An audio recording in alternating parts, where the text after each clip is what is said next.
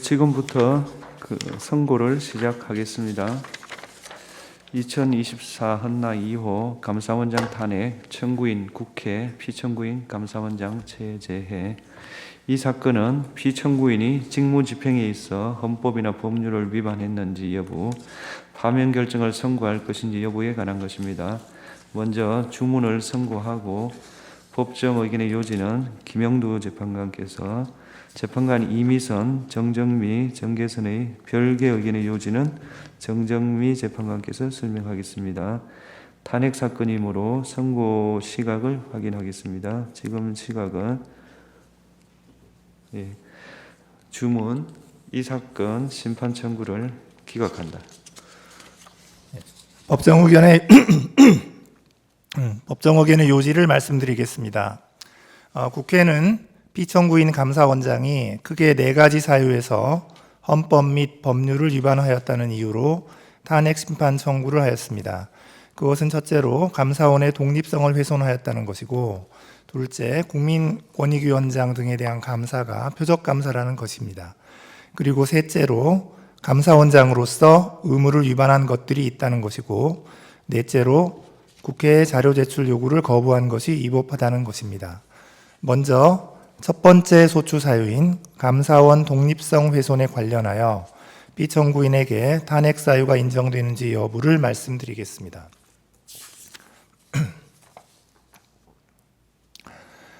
먼저 피청구인이 국회 법제사법위원회 전체 회의 및 국정감사에서 감사원이 대통령의 국정 운영을 지원하고 있다는 취지로 발언한 것이 감사원의 독립성을 훼손하였는지 여부를 보겠습니다. 위 발언의 전체적인 내용, 통상적 의미와 용법, 문맥과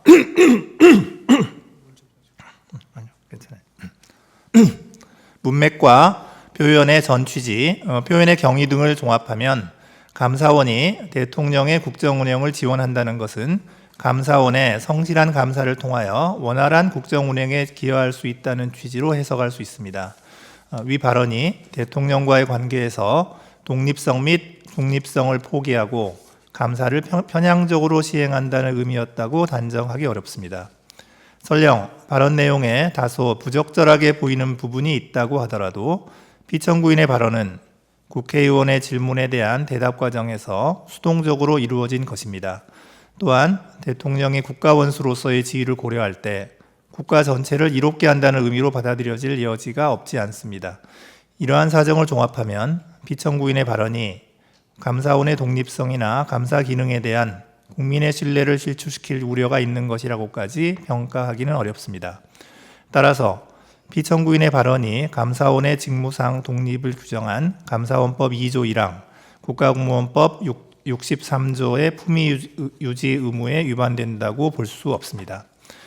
다음으로 피청구인이 공익감사 청구 처리 규정을 개정하여 국무총리에게 공익감사 청구권을 부여한 것이 감사원의 독립성을 훼손하였는지 여부를 보겠습니다.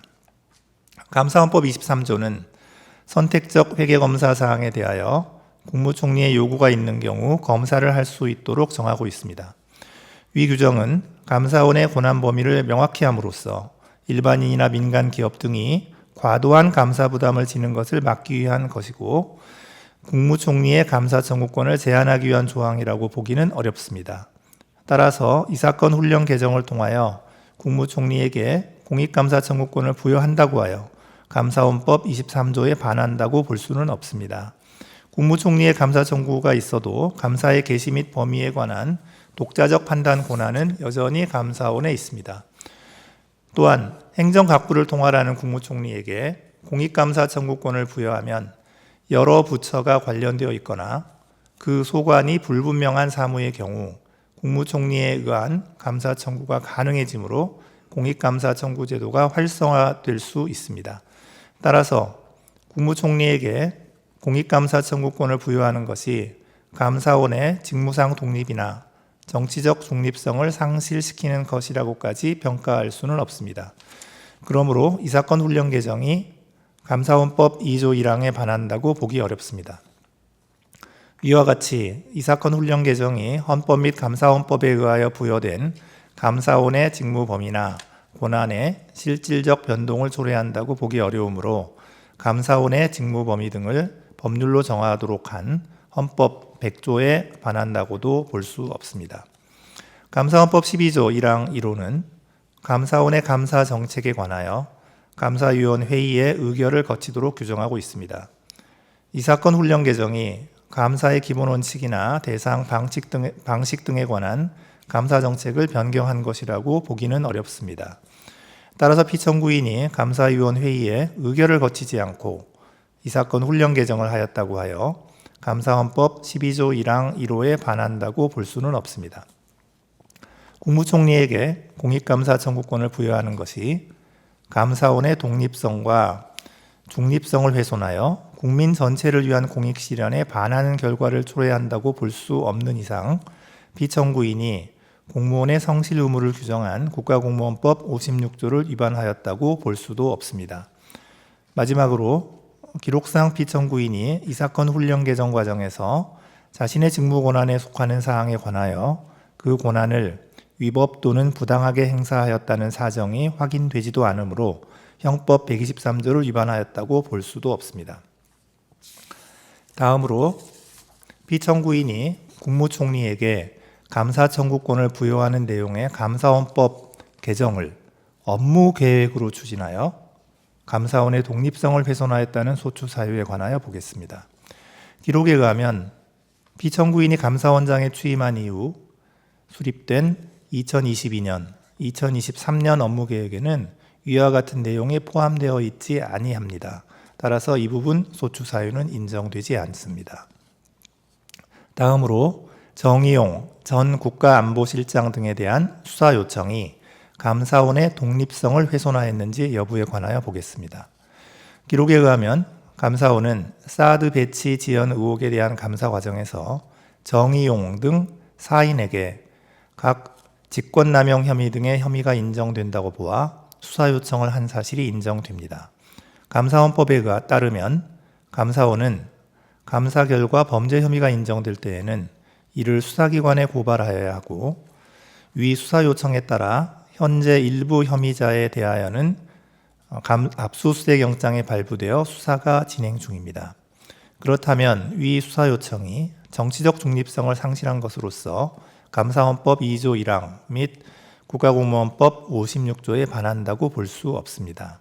청구인은 탄핵심판 청구 이후 사드 배치 지연 의혹에 대한 감사가 공익감사 처리 규정 등을 위반하였다는 취지의 주장을 추가하였습니다. 그러나 이는 탄핵소추 의결서에 적시되지 않은 사유이므로 위 주장에 대해서는 판단할 수 없습니다.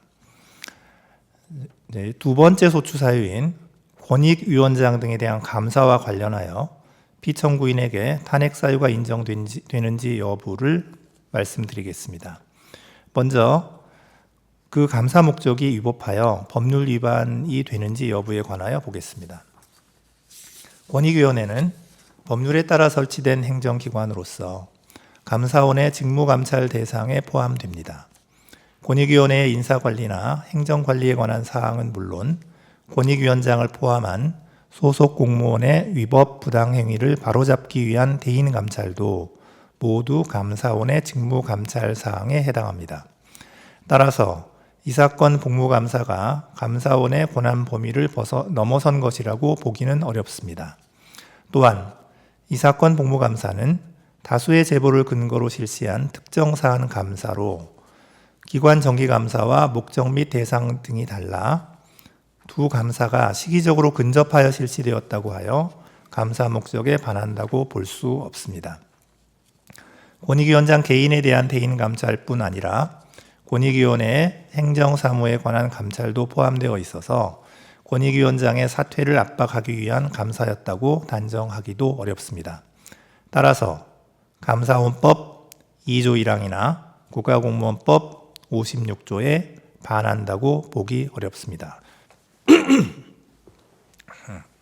이어서 피청구인이 감사위원 회의의 의결과 예고 통지 없이 이 사건 복무감사를 개시한 것이 위법한지 여부를 보겠습니다. 이 사건 복무감사는 감사원 특별조사국이 2022년 연간 업무 계획에서 정한 공직기강 확립, 공직감찰이라는 감사 운영 기본 방향에 따라 실시한 개별 감사입니다.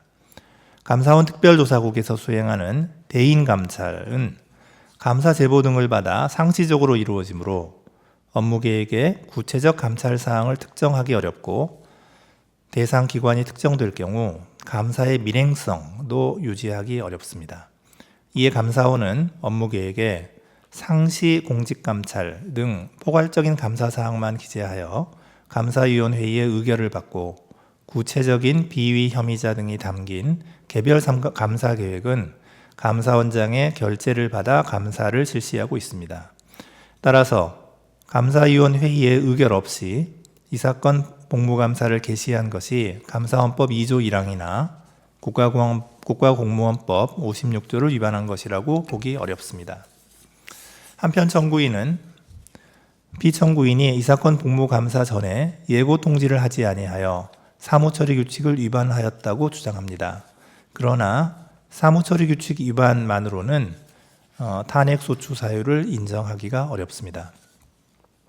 다음으로 피청구인이 전현희 전 권익위원장에 대하여 수사 요청을 한 것이 위법한지 여부를 보겠습니다. 기록에 의하면 감사원은 권익위원장에게 감사원법 위반 및 직권남용 등의 혐의가 인정된다고 보아 수사 요청을 한 사실이 인정됩니다.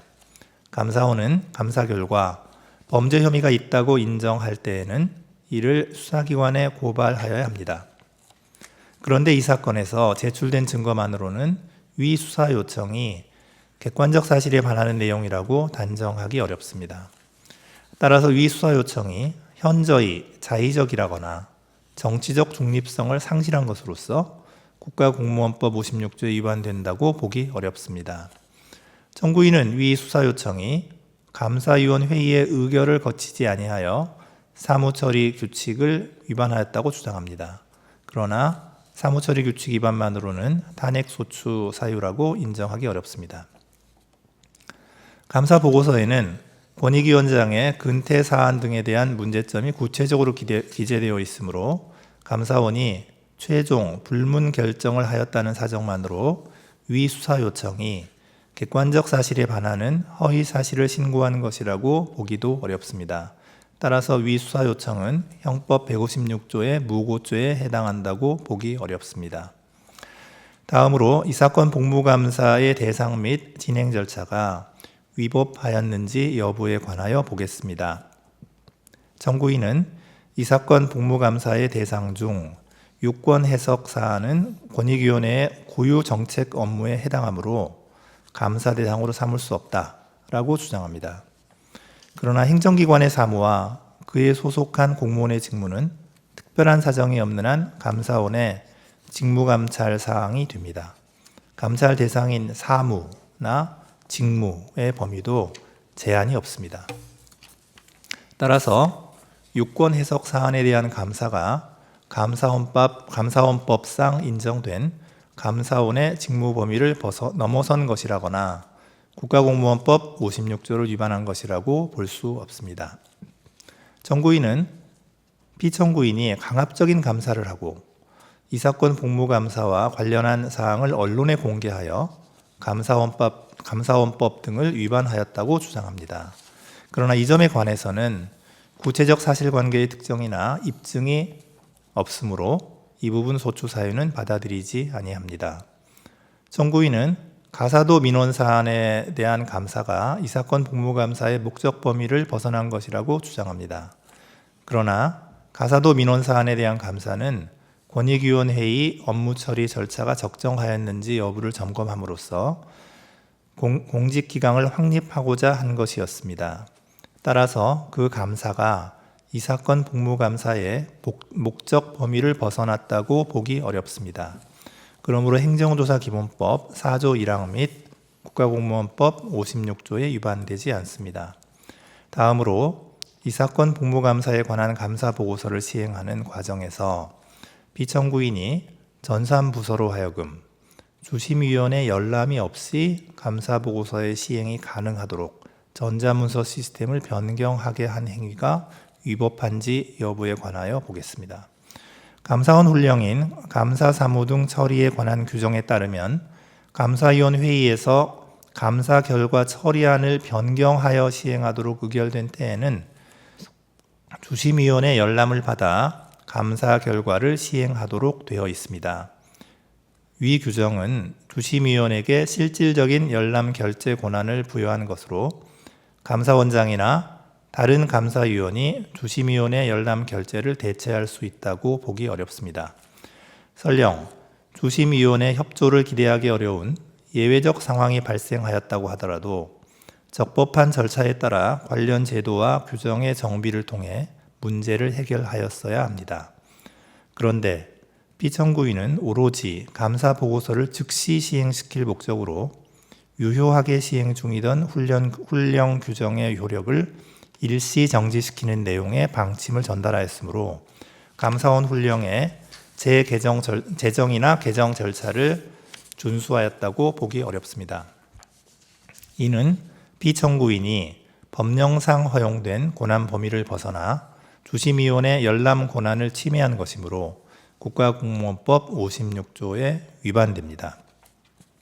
다만 피청구인은 감사 결과의 시행이 늦어지는 것을 막기 위해 부득이하게 이러한 조치를 취한 것으로 보이고 이를 통하여 감사 결과의 내용을 왜곡하거나 감사 결과에 부당한 영향을 미쳤다고 보기는 어렵습니다. 그렇다면 위법 부당의 정도가 직권남용에 이른 경우라고 단정하기 어렵고 피청구인에게 직권남용의 고의가 있었다는 점이 합리적 의심의 여지 없이 증명되었다고 볼 수 없습니다. 따라서 형법 123조의 직권남용죄에 해당한다고 보기 어렵습니다. 한편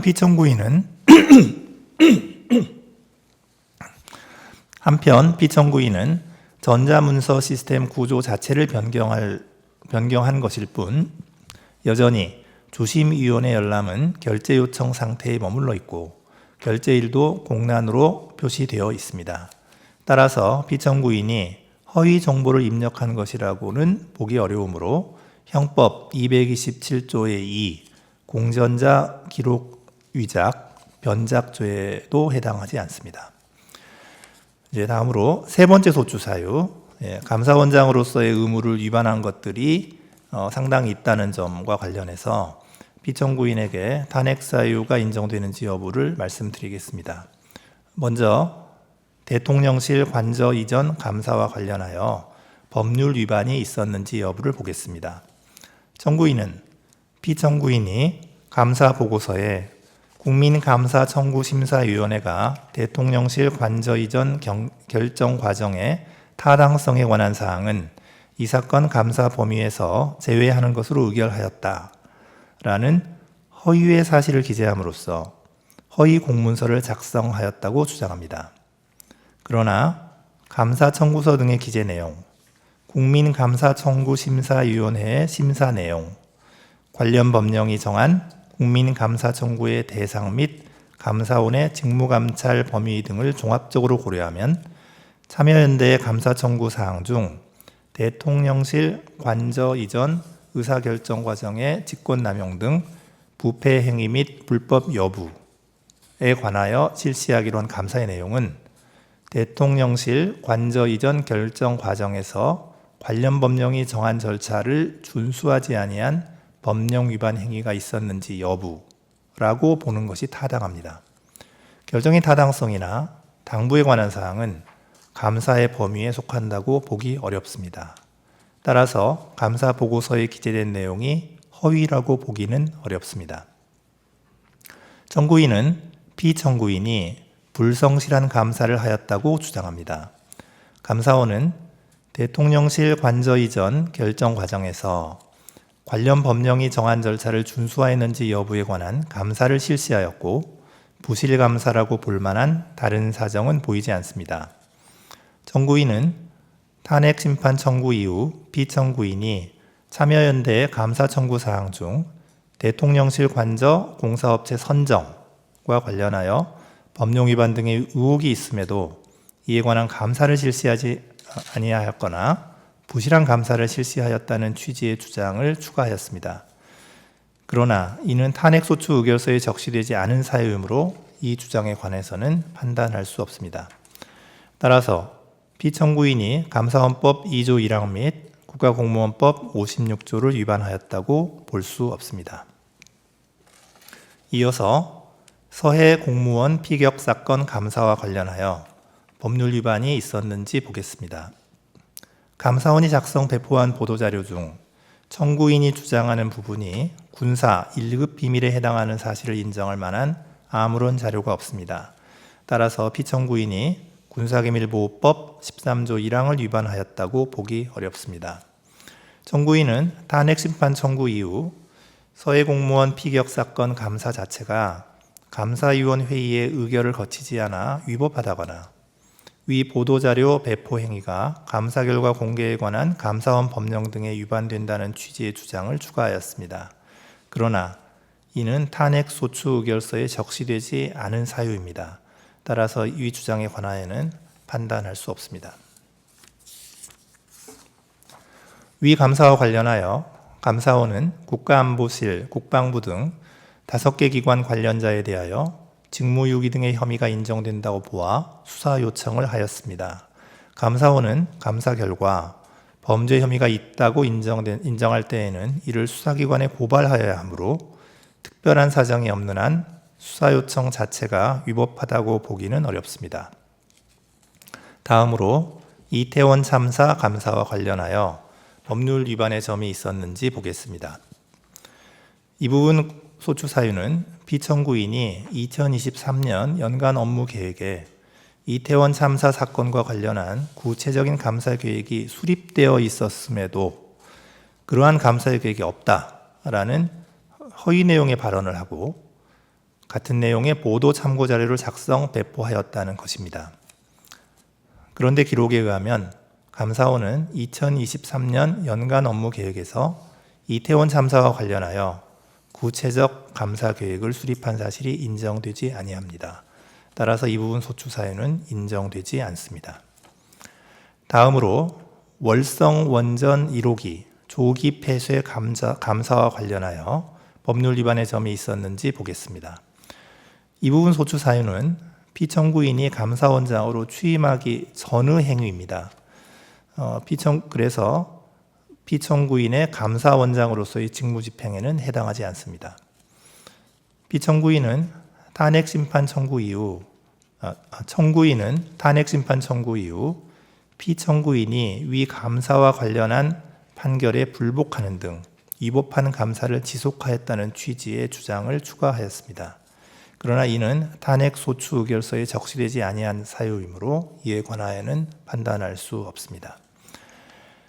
다음으로 중앙선거관리위원회에 대한 감사와 관련하여 법률 위반의 점이 있었는지 보겠습니다.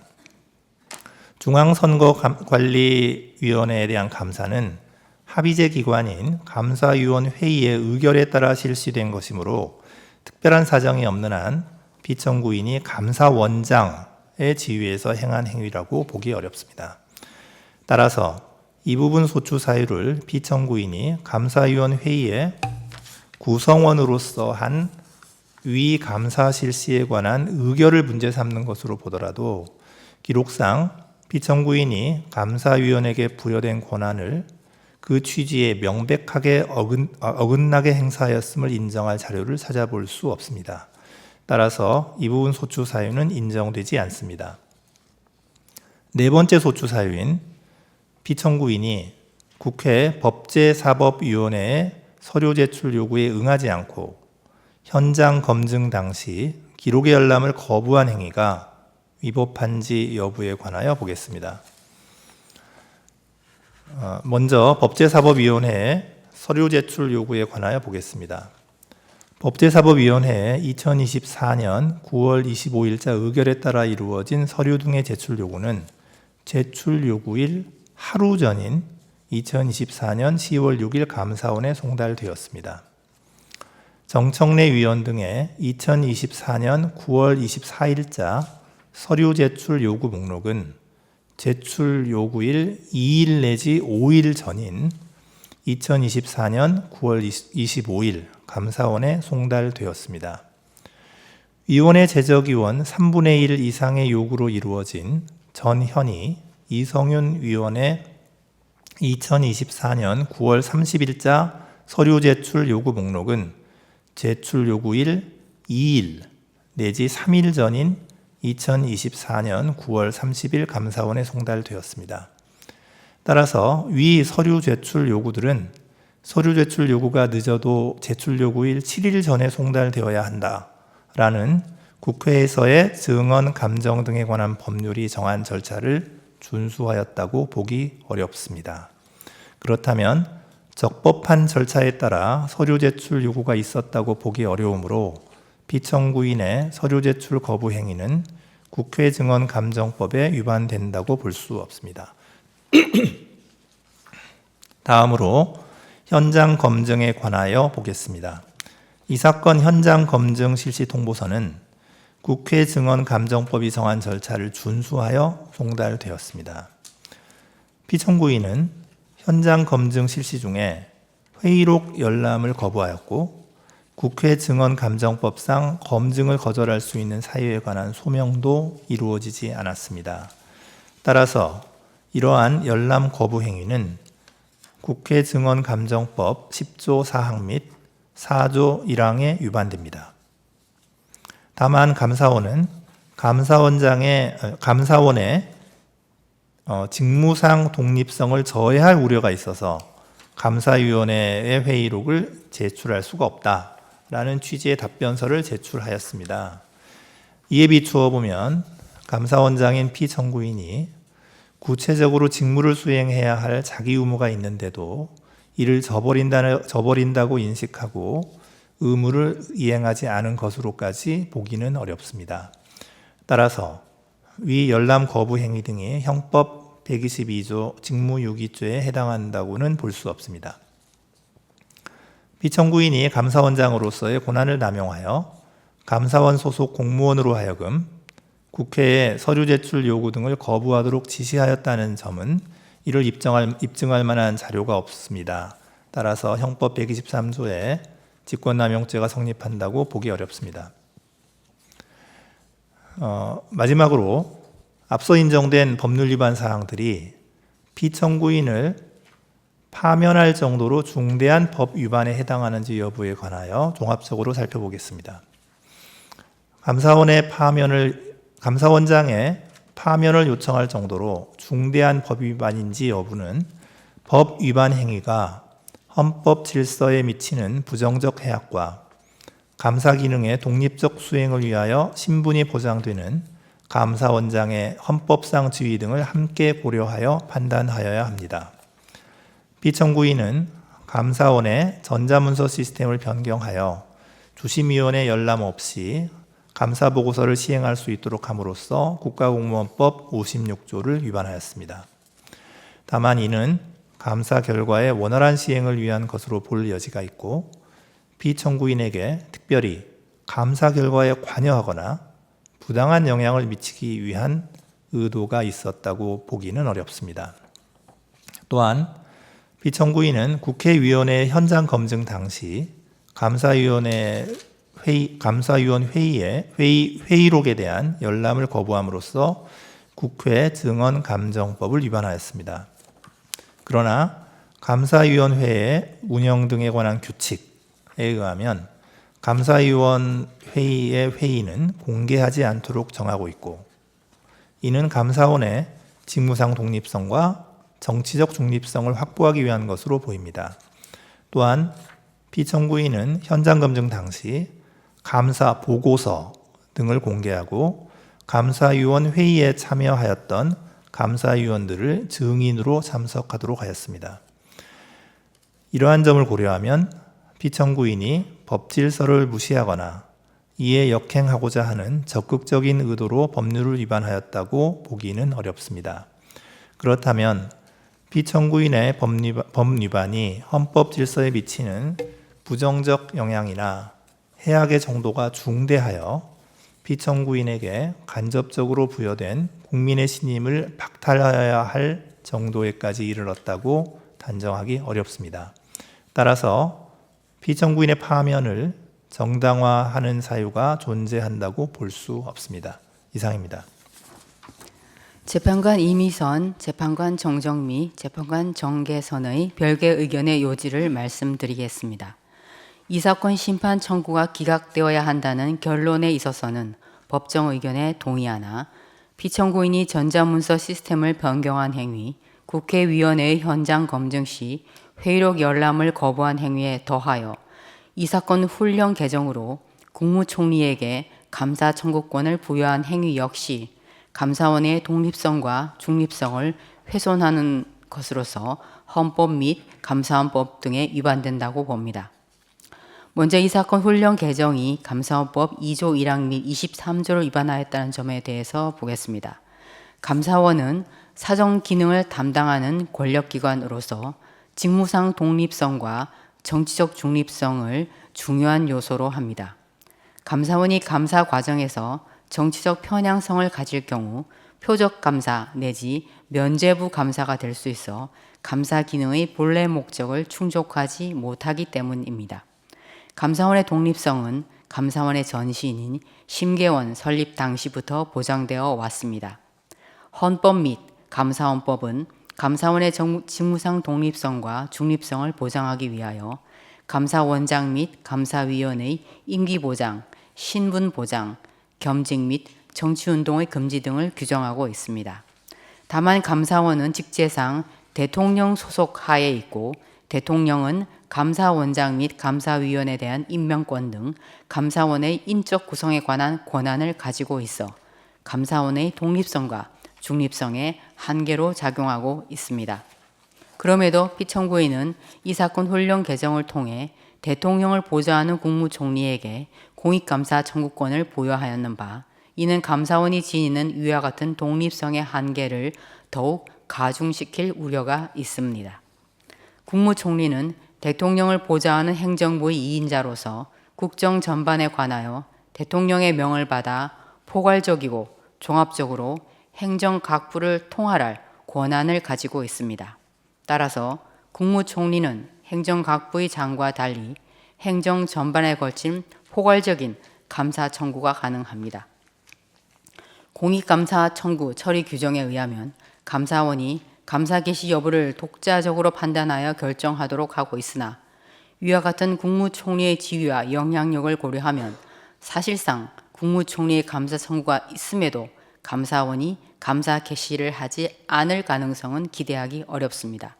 더구나 공익감사 청구 처리 규정은 국무총리로 하여금 감사 청구 시 감사원과 미리 협의하도록 규정하여 감사 방향에 관한 광범위한 행정 개입의 가능성을 증대시킬 수 있습니다. 따라서 이 사건 훈령 개정은 감사원의 독립성과 중립성을 훼손하는 것으로서 감사원법 2조 1항에 위반됩니다. 한편 감사원법 23조는 선택적 회계 검사 사항에 한하여 국무총리에게 감사 청구권을 부여하고 있습니다. 국무총리의 앞서 본 지위와 영향력, 헌법과 법률이 감사원의 독립성과 중립성을 보장하고 있는 취지 등을 고려할 때 감사원법 23조에 규정된 국무총리의 감사 청구권은 위 조항에 규정된 선택적 회계 검사 사항에 한하여만 제한적으로 인정된다고 해석함이 타당합니다. 따라서 이 사건 훈령 개정은 선택적 회계 검사 사항에 한하여 국무총리에게 감사 청구권을 부여한 감사원법 23조에도 위반됩니다. 다음으로 이 사건 훈령 개정이 헌법 100조, 감사원법 12조 1항 1호를 위반하였는지에 관하여 보겠습니다. 헌법 100조는 감사원의 직무 범위 등에 관한 사항을 법률로 정하도록 규정하고 있습니다. 국무총리의 감사 청구가 감사원의 기능 및 독립성에 미칠 부정적 영향을 고려할 때 국무총리에 대한 공익감사 청구권 부여는 감사원이 직무 범위에 관한 실질적 변경을 초래할 수 있으므로 이는 법률 개정을 통하여 이루어져야 합니다. 또한 감사원법 12조 1항 1호는 감사원의 감사 정책에 관하여 감사위원회의 의결을 거치도록 정하고 있습니다. 국무총리에게 공익감사 청구권을 부여하는 것은 감사원의 감사 대상이나 범위에 중요한 영향을 미치는 감사 정책의 변경 사항이라고 볼 수 있으므로 이는 감사위원회의 의결을 거쳐 결정하여야 합니다. 피청구인은 법률 개정 절차 내지 감사위원회의 의결 절차를 거치지 않고 이 사건 훈령 개정을 하였으므로 헌법 100조 및 감사헌법 12조 1항 1호를 위반하였습니다. 다음으로 훈령 개정이 국가공무원법 56조를 위반하였다는 점에 관하여 보겠습니다.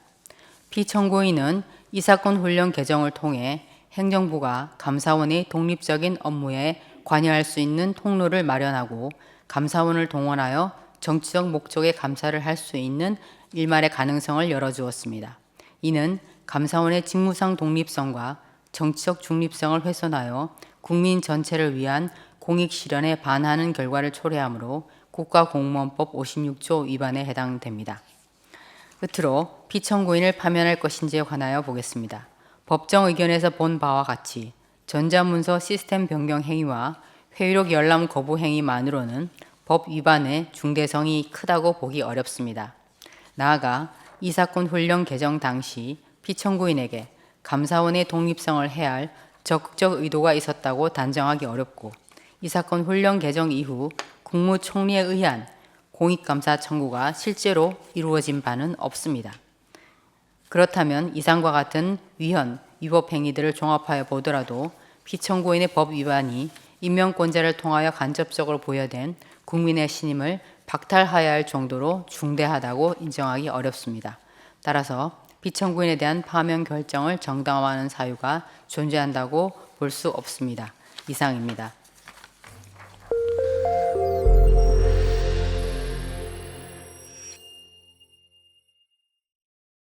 이번 영상 잘 보셨다면 좋아요와 구독 꼭 잊지 말아주시고요. 우리는 다음 영상에서 만나요. 안녕!